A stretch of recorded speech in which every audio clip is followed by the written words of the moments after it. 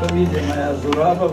Хотел бы выразить огромную благодарность всем, кто здесь собрал. Потому что это характеризует его настойчивость, его работоспособность и целеустремленность. Хочу выразить благодарность за такой великолепный труд.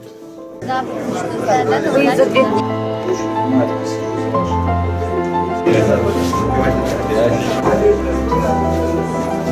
Слова поддержки.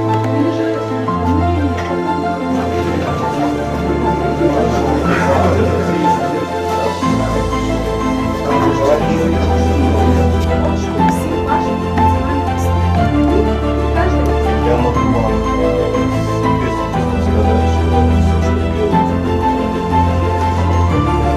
есть же понятие почетный житель города Магадан.